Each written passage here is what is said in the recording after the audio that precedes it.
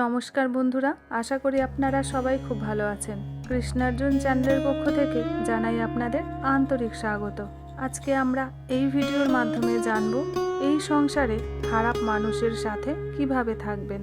অনেকেই আছেন সংসারে একা না থেকেও একা অনুভব করেন, কারণ ভুল মানুষের সঙ্গে থাকা।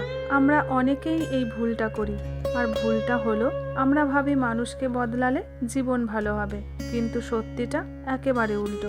আপনি কাউকে জোর করে বদলাতে পারবেন না। ঠাকুর শ্রী রামকৃষ্ণদেব বলেছিলেন, সব মানুষ একরকম নয়, অর্থাৎ সব মানুষের থেকে ভালো ব্যবহার আশা করলে কষ্ট পাবে।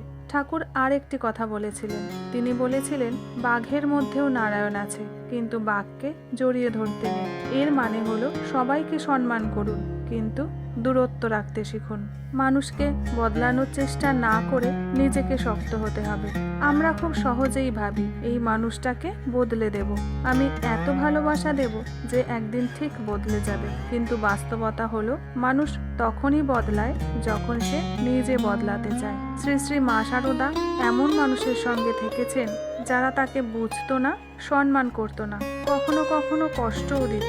কিন্তু মা শারদা কি করেছিলেন? তিনি কি ঝগড়া করেছিলেন? তিনি কি সব মানুষকে বদলানোর চেষ্টা করেছিলেন? একদমই না। তিনি নিজেকে ঈশ্বরের মধ্যে রেখেছিলেন। তিনি বলেছিলেন, যদি শান্তি চাও তাহলে কারো দোষ দেখো না, নিজের দোষ দেখো।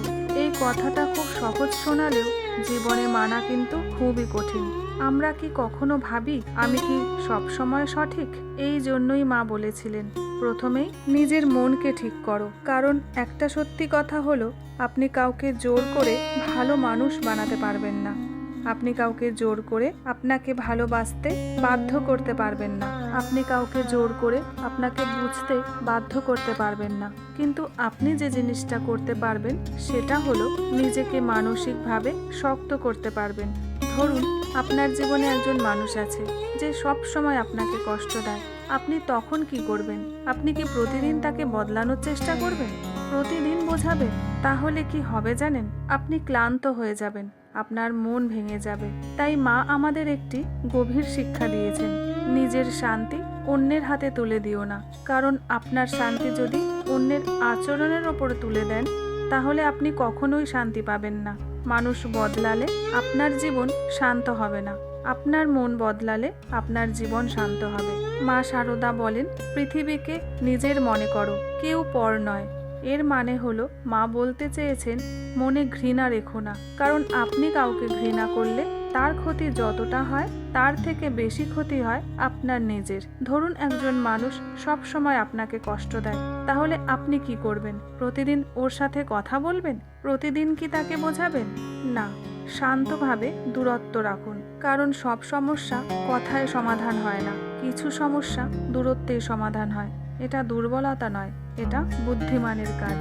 মনে রাখবেন, সবাইকে কাছে রাখা ভালো নয়, কিছু মানুষকে দূরে রাখলেই শান্তি। তাই সবাইকে বোঝাতে যাবেন না, সবাই আপনার মন বুঝবে না।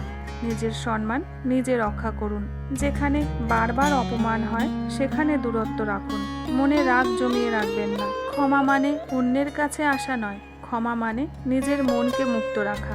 গীতায় বলা হয়েছে, যে মানুষ কঠিন পরিস্থিতিতেও নিজের মন স্থির রাখতে পারে সেই প্রকৃত শক্ত মানুষ। তাই শক্ত মানুষ সে নয় যে প্রতিবার জিতে যায়, শক্ত মানুষ সে যে নিজের মনকে ভাঙতে দেয় না। তাই মনে রাখবেন বন্ধুরা, মানুষ বদলাবে কিনা সেটা আপনার হাতে নেই, কিন্তু আপনি কিভাবে শান্ত রাখবেন তা পুরোপুরি আপনার হাতে। তাহলে বন্ধুরা, আশা করছি আজকের এই পুরো ভিডিওটি আপনাদের নিশ্চয়ই ভালো লেগেছে।